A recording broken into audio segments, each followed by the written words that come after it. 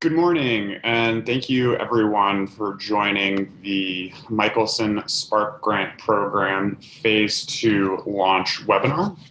My name is Ryan Erickson Kulas. I'm a program officer here at the Michelson 20MM Foundation, and I serve on the grant committee. Just a quick overview of the agenda for today. So first, we'll be discussing a general overview of the Michelson 20MM Foundation so that those who are unfamiliar with our work or are learning about it can get a sense of the type of work that we do, which would fit very well into the Spark Grants program, as that's similar type of work is what we're looking to fund. I'll then do an overview of the Spark Grant program itself, what we'll be looking for and what we'll be evaluating in proposals. I'll then take a look at the application process so that everyone can have a sense of what we're looking for when we review proposals. I will do an overview of the Phase 1 awardees again, so that individuals can get a sense of the type of work we are looking to fund. And then at the end, I will open it up for Q&A. If you have questions throughout the duration of the webinar, please feel free to type them into the chat room. I will do my best to answer those questions throughout, but if I don't get to those questions as I'm going through the webinar, I certainly will take the time at the end of the webinar during Q&A to review those. I've already received a question, which is this being recorded? Yes, this webinar is being recorded. It will be sent out via email to everyone on the call currently, and we will also most likely be posting it to our webpage.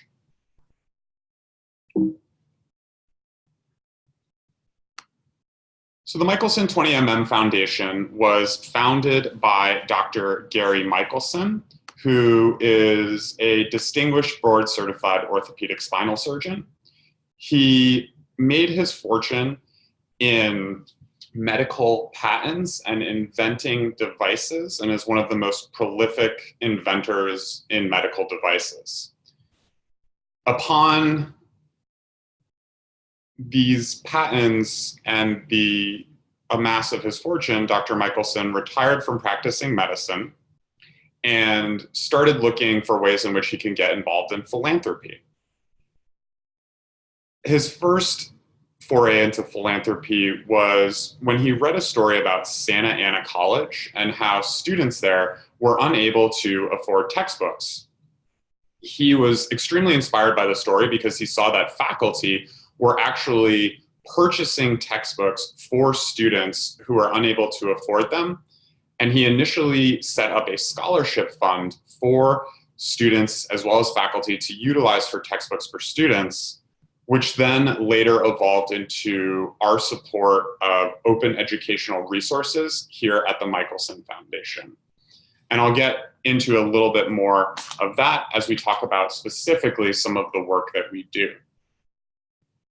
Dr. Michelson also is a philanthropist in two other areas outside of higher education affordability and success. He's founded an animal shelter here in the greater Los Angeles area, and he also has a foundation devoted to biosciences. He's also a signer of the Giving Pledge, which is a high-profile group of philanthropists who have pledged to give their fortune away. So the mission of the Michelson 20MM Foundation is to improve access, affordability, and efficacy in post-secondary education that leads to meaningful careers. And we do that work in four main areas. The first area that I'd like to discuss is our Smart Justice program. And in this program, what we're looking to do is create educational opportunities for those that have been involved in the criminal justice system. We do that by providing opportunities for higher education within prison populations, for supporting justice-involved students, both if they are incarcerated or upon release, as well as providing pathways to economic opportunity so they can have barriers that would be in the way of attaining a job or attaining an education removed. The second area of our work is our impact investing work. In that, we target specifically ed tech ventures that are innovating in the space. And our guiding principle is that all students should have access to an affordable, equitable, and high quality educational experience. So when we do impact investing, we really focus on those types of companies. The vehicle in which we do the majority of our impact investing work is the Michelson Runway Accelerator. We're currently gearing up for our third cohort this fall. But in it, we have worked with a variety of ed tech companies to promote their work and the work that they're doing to create meaningful opportunities for students. The other area of work that we promote is educational access and success. And we have three main prongs of the work for this. And primarily, we're looking at higher education. The first is the area of work that I work in, which is textbook affordability. As I mentioned, this is kind of the beginning of the 20MM Foundation. And so I work with higher education institutions, faculty, to promote what are called open educational resources, as well as other textbook affordability measures. Open educational resources are freely licensed, free to use materials that can replace a traditional textbook and dramatically lower the cost of education for students. Income share agreements are another piece of the financial puzzle that we are currently looking at, and we're trying to determine whether or not there is opportunity to create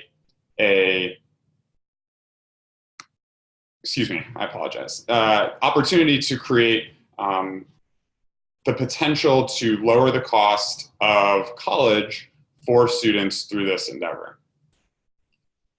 The last area that we're looking at is emergency student aid, be it through grants and or loans, and we're currently in the process of formulating a strategy. But again, all of the work that we're looking to do is primarily focused on making education more attainable and more affordable.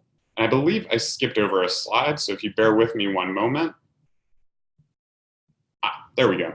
The other area of our work is the Michelson Institute for Intellectual Property. This was actually founded as a direct outshoot of Dr. Gary Michelson's career. He made his fortune through medical patents and inventions, and actually he received a $1.4 billion settlement from the medical devices company Medtronic due to some litigation in and around his patents. He quickly realized that for entrepreneurs, inventors, etc., intellectual property is massive and really holds the keys to allowing them to control their work. And so therefore, he, through our foundation, founded the Institute for Intellectual Property, where we work with schools to bring curriculum to educate students, entrepreneurs, inventors about intellectual property issues so that they can better have control over their inventions. So, an overview of the Spark Grants program. The Sparks Grant program is an opportunity for grant making in a very quick fashion. We are looking to respond to proposals within 15 business days. So a very quick turnaround to ensure that organizations that have a time-sensitive need for funding have access to those funds. And later on in the webinar, I'll walk through the actual process and sort of the step-by-step of what occurs during those 15 days. Our application will be live on the website on August 5th, and we will be reviewing proposals on an ongoing basis over a 3-week period. The Spark Grant program is available to United States-based nonprofits, institutions, as well as for-profit. However, if a for-profit organization applies, we would be looking at them with a bit stricter scrutiny just to ensure that they are truly aligned with our mission. And all of these projects, we're looking to ensure that they're extremely project-based. We're not looking to fund ongoing operating expenses. So let's look a little bit at what we will actually be evaluating for a proposal. So we have 6 different dimensions of evaluation: baseline criteria, key target outcomes, alignment, potential impact of grant, measurability of impact, long-term organization sustainability, as well as scalability of projects. I'm going to delve into each of these to ensure that y'all have a good sense of exactly what we'll be reviewing in each of these areas. So the baseline criteria. The baseline criteria for the grant is that grants are asks up to $25,000. Of course, that doesn't mean that you have to ask for that amount, but that is the maximum of what the grant is. We really want these grants to cover a very specific milestone or a project. We are looking for projects that are typically within a 6-month to 1-year timeframe, and we're looking to ensure that we are providing organizations who need a quick influx of cash. Now, you can use this grant funding in combination with other grant funding. So if you have a project or a proposal that perhaps is higher than $25,000, maybe it's $50,000, and you've secured other means of funding, you can definitely apply for ours and combine that. Please make sure that you're making that apparent in your application. And also, we do ask that if you are combining it with other funds, that you ensure that those other funds have been secured prior to your request for our funding. We are not looking to fund general operating expenses, ongoing inventory, general working capital, etc. We really want these funds to be used specifically for the project. Now, one change for those of you who were involved in phase 1, one change in this round is that we will be allowing funding to be used for allocating of staff time. That was a major piece of feedback that we received from our last round of Spark Grant proposals, which we had limited. So for this go around, you can allocate staff time.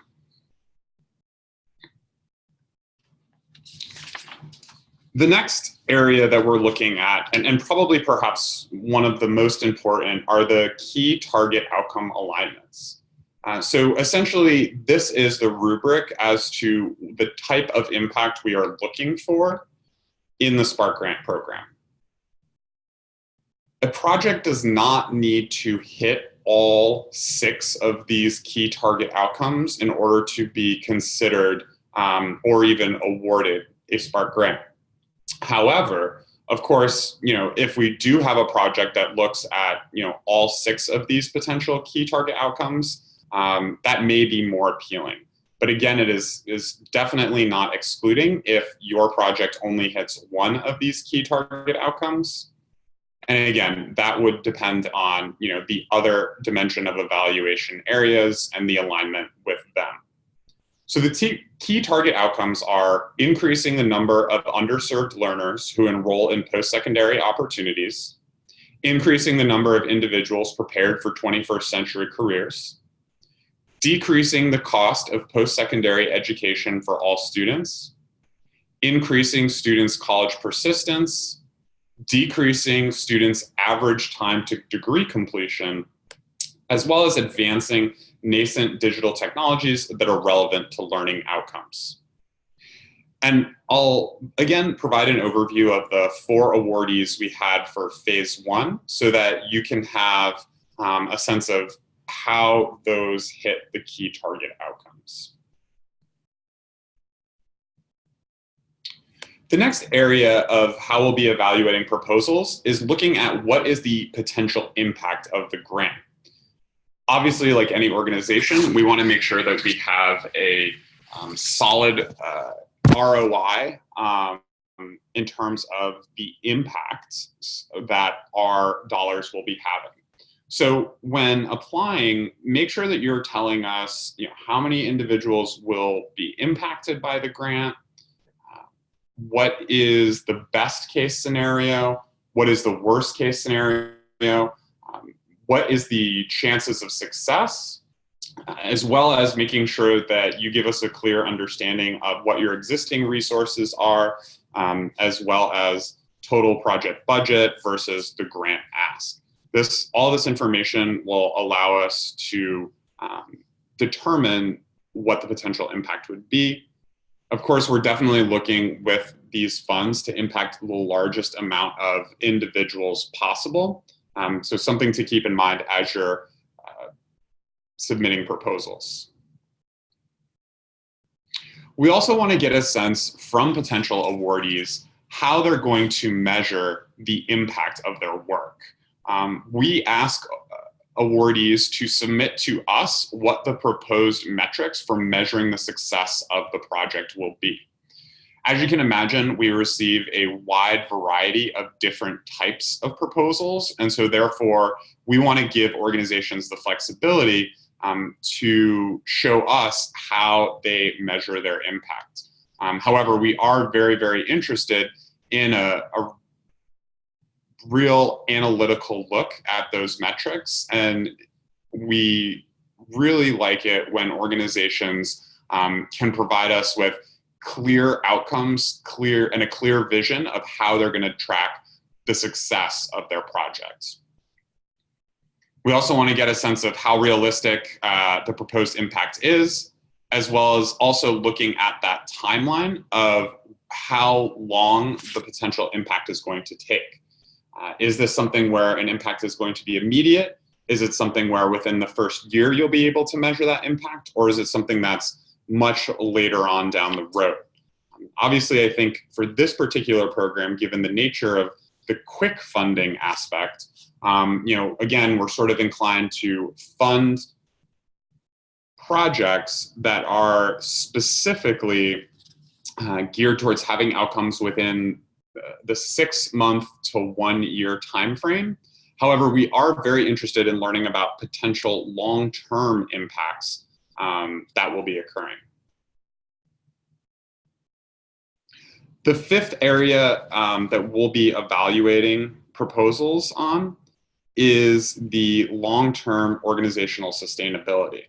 So we'll ask a variety of different questions in and around what your current model looks like, what are your current staffing structure, what is the leadership at your organization, and why is that leadership and that staff the right ones to execute this project at this time. We'll take a look at your business model. If you're a nonprofit, we're going to be looking at what your existing resources are.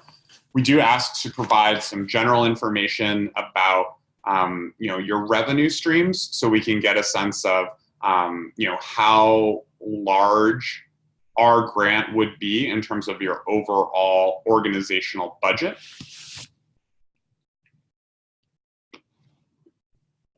And then lastly, we'll be looking at the scalability of the project. We are extremely interested in projects that have the opportunity to grow and to scale up. Particularly, we are definitely inclined to fund pilot programs. So if you have a project that you're thinking, hey, I really want to get this off the ground, I want to run a pilot, and then you can tell us, based on the successful outcomes of that pilot, we will be doing X, Y, and Z, expanding the pilot to a number of other opportunities. That would be something that will be really, really appealing to us. So the grant application. As I mentioned, the application will launch on August 5th. If you go to 20mm.org/spark-grants, you'll see an overview of our program, a lot of the similar information that you're hearing on today's webinar. And it is there where the actual link to the application will exist. That is not currently up. So if you go there, you won't be able to start filling out an application. However, you will see a copy of the request for proposals in a PDF version. So if you'd like, after this webinar, to go there and learn about the specific questions that we will be asking on the application, you can download that PDF document if you want to begin preparing your materials. The actual application itself will be submitted via an online form. So if you are, anticipating downloading the RFP, just be aware that that document is not how you will end up submitting the application.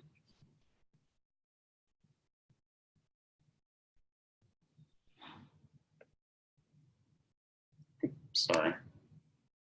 I apologize. Technical difficulties, if you'll just bear with me for one moment.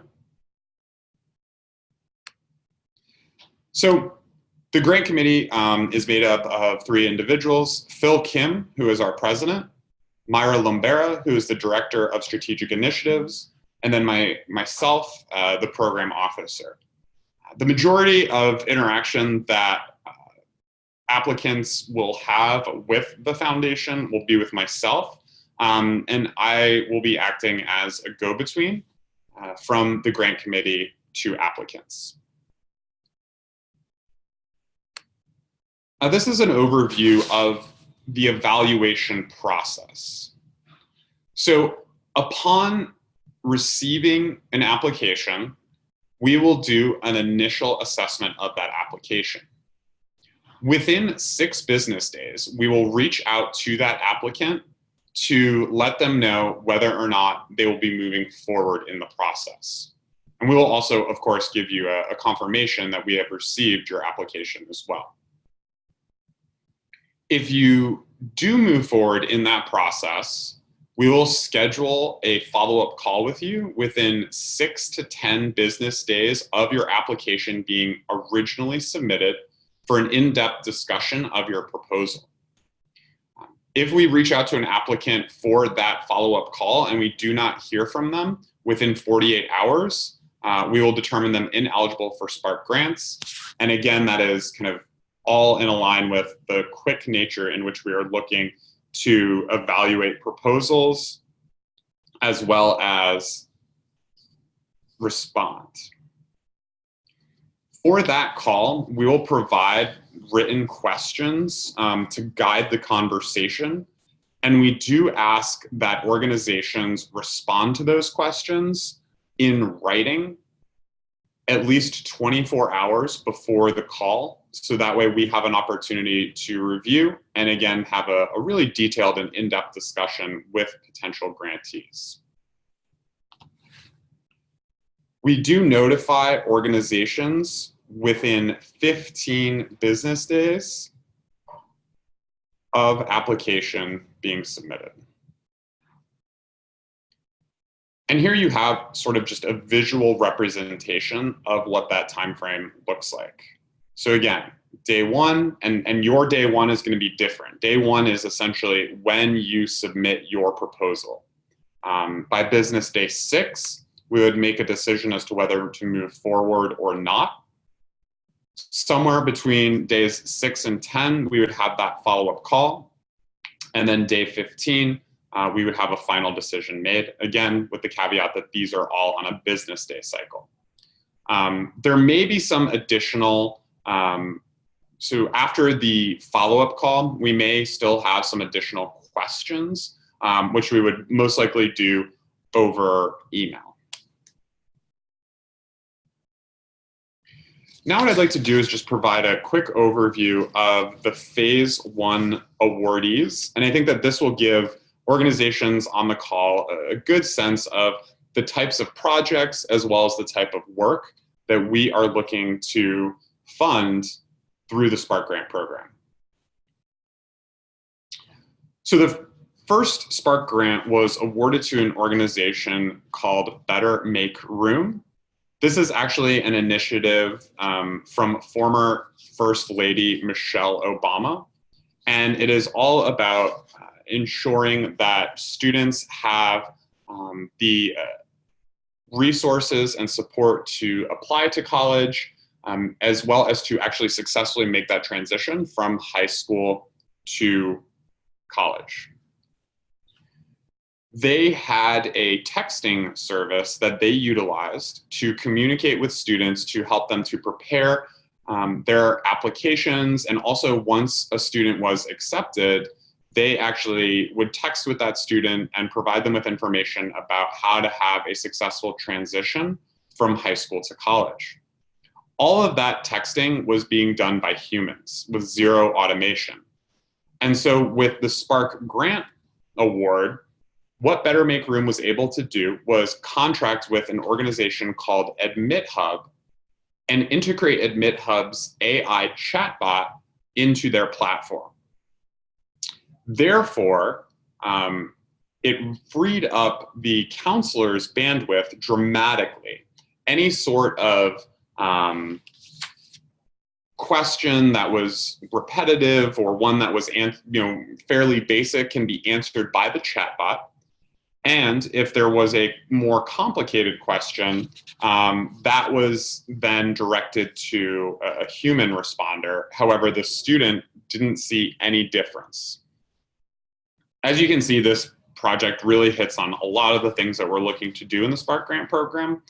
Primarily, they focus a ton on underserved populations. There's an aspect of using digital technologies. It increases the number of individuals that are looking to attend higher education. And it also has that scalability factor where the organization, because of this, is now able to increase their impact because human bandwidth is freed up due to this project. The second Spark Grant of Phase 1 was awarded to the Vera Institute.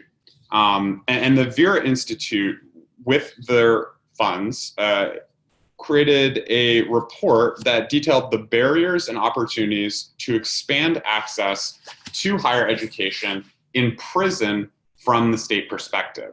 And this report has actually been released. It was released just this month. So you can, if you go to the Vera Institute of Justice's webpage, you can take a look at it. That's the cover on the left there.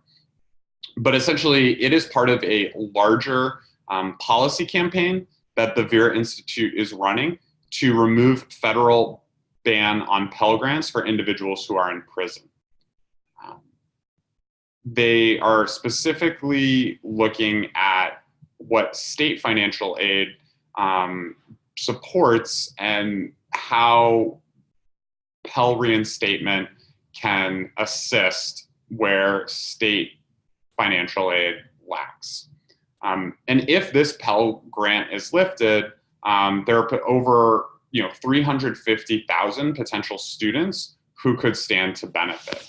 So again, this fits really well into what we're looking to do because it increases the potential for post-secondary learners.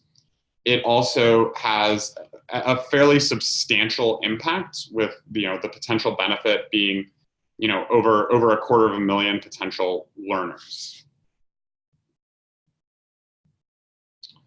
The third Spark grant from phase 1 was awarded to the Common application. And it was meant to help the Common App leverage its assets to create a more unified and streamlined approach for applying for scholarship opportunities. Obviously, the Common application has done a great job in streamlining the process of applying to schools. But as we all probably know, there are a variety of different scholarship opportunities out there for students. And so the Common application is looking at if there's some similar mechanism that they can do for scholarships. Again, they're really focusing and ensuring that the funding opportunities are made available and easier for individuals from historically disadvantaged backgrounds. And the Common application currently works with 900 colleges and over 1.5 million students every year, a third of whom are first-generation college students, utilize their platform. So again, there's a large opportunity for impact, as well as a focus on particular outcomes that we are looking for as a organization. And then the final Spark grant that was given out during phase 1 was given to the Education Trust West. And their Spark grant was to develop a California digital financial aid awareness toolkit.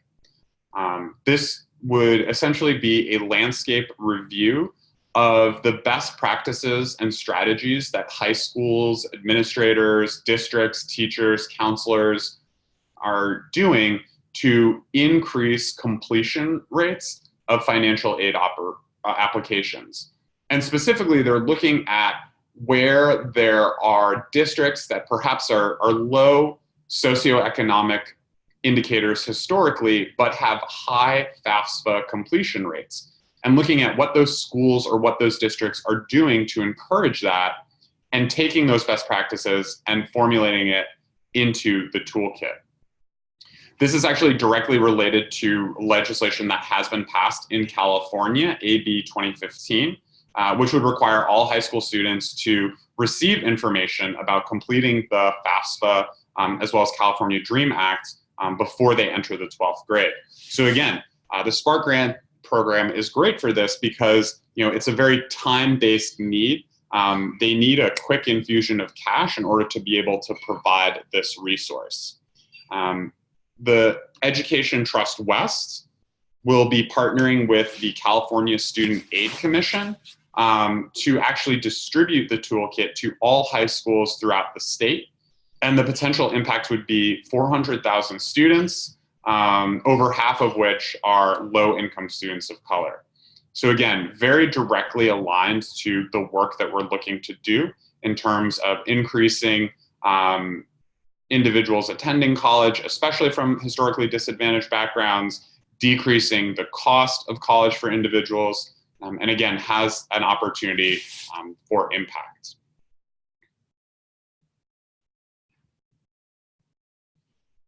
So I'll pause here.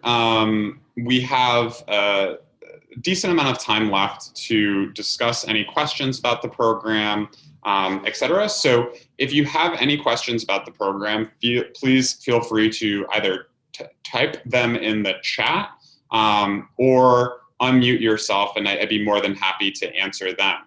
Before I do that, I just want to say I want to be a resource to organizations as they are thinking about the Spark Grant program. And so if you are thinking about a proposal but are not quite sure whether it's going to be a good fit or not, please feel free to reach out to me. I'm more than happy to have discussions, be it a quick email or a quick phone conversation, and let organizations know, yes, this is something that we would be interested in pursuing, or no, this is something we would potentially not be interested in pursuing. I don't want organizations to go through all of the work of creating the proposal if a quick conversation with me can kind of let them know if this is something that they may or may not be interested. So there are some questions in the chat. I'll read them out loud and then I'll respond. Can an organization apply for more than one Spark grant? Yes, in phase one, we did have one organization, I think, apply for two. They actually submitted their one idea first, and then we decided to not fund that proposal, and then they submitted a secondary idea. We're definitely open to having organizations provide multiple. However, if you are thinking about submitting multiple proposals, I would recommend reaching out to me and sort of giving me a quick overview of what those are. And I can kind of let you know if it makes sense to expend energies in that capacity. But we are open. But I would say, if an organization feels, one proposal is stronger than another, maybe leading with that. Are you interested in projects that involve international students or just in the US? We're primarily focused on the US, and Spark grants are restricted to US-based organizations.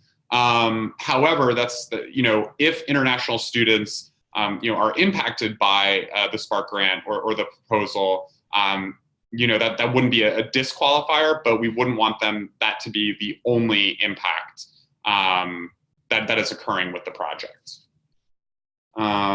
Rebecca asked, is there a match to the fund? I'm not quite sure exactly what that question entails, if there's maybe perhaps matching dollars. There aren't matching dollars per se, but Rebecca, if you want to email me, I'm more than happy to have that conversation with you offline and get a little bit more clarity on your question.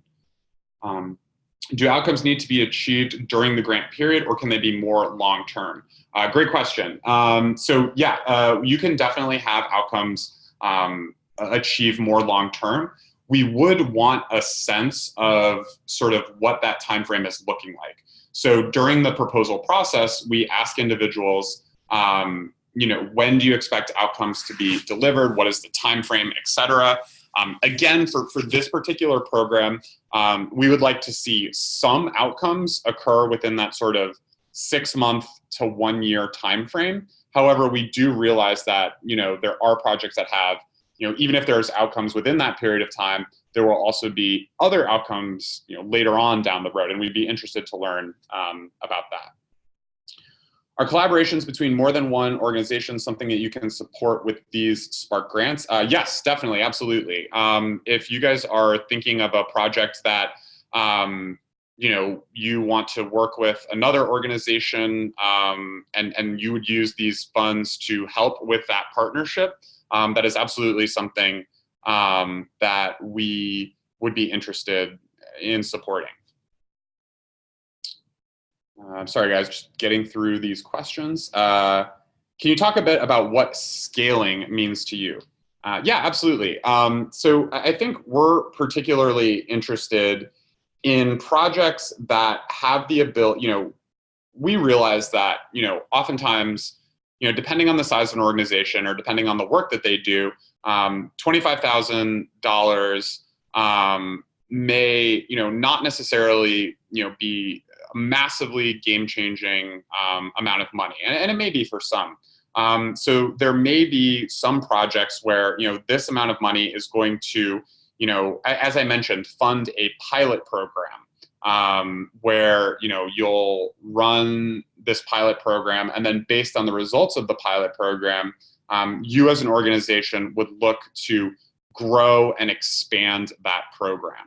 Another great idea of scaling is, let's say you are going to develop some sort of curriculum, and that curriculum then has the potential to be used by others. And our $25,000 or $20,000 or $15,000, whatever amount you apply for, obviously we fund the development of that curriculum, but then that curriculum would, potentially be used throughout the United States for a specific educational opportunity.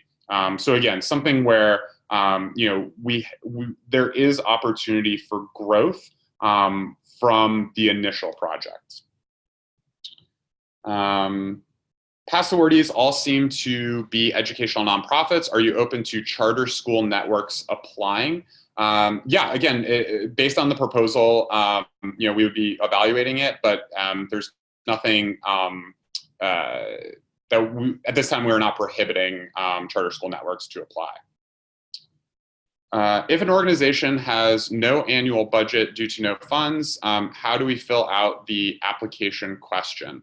So really what we want to have is kind of a sense of, where you are currently as an organization.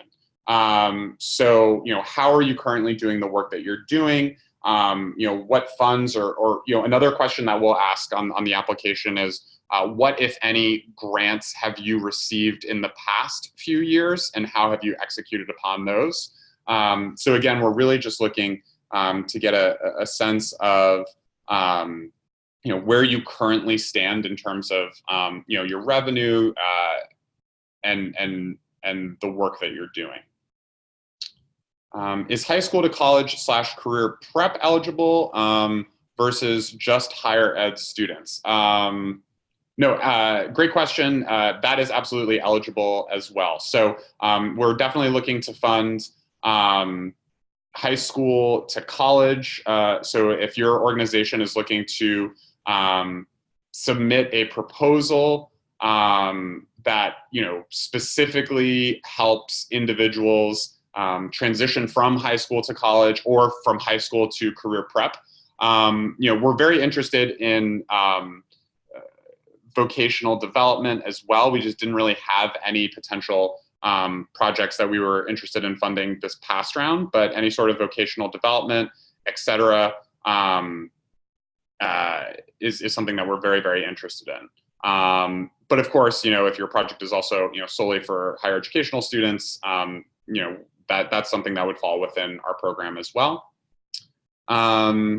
Employer identification number, where can we get that? So I would imagine someone at your organization would have your EIN, and that we utilize, if you're a nonprofit and applying, we utilize that just to cross-reference and confirm your nonprofit status. When does the grant period end? So in terms of the actual application process, again, we'll be launching the application on August 5th, and the application will close on August 26th. So that application will be open for approximately 3 weeks. However, as I mentioned at the beginning, we will be reviewing them on an ongoing basis. So, if you apply on August 5th or August 6th, we'll start reviewing it at that point. If you apply on August 20th, we'll review it at that point. In terms of the actual, ongoing project, again, that will vary dramatically based on the projects and the proposals that we receive. But again, we're looking to really fund projects that, the main bulk of the quote unquote work is occurring within sort of a 6-month to year timeframe where, we're seeing outcomes pretty soon after that. But again, always interested in potential long-term outcomes. Is there a maximum or minimum general operating budget for nonprofits you prefer to work with? No, definitely not. We are interested in sort of all ends of the spectrum. I think, we kind of just want to get a sense in terms of the operating budget of, the size of your organization, and also then kind of looking at the potential impact that you would have. I think those are all of the questions from the chat. A couple more. Can you apply for a grant and say the work would start in January of 2020? Yes, that would be something that would be fine. I think, if you were to do that, I would be interested in learning specifically, what the work is, why for your organization it makes sense to start that work in January in 2020, and then sort of a timeline of what that work's going to look like, as well as when you would potentially see outcomes.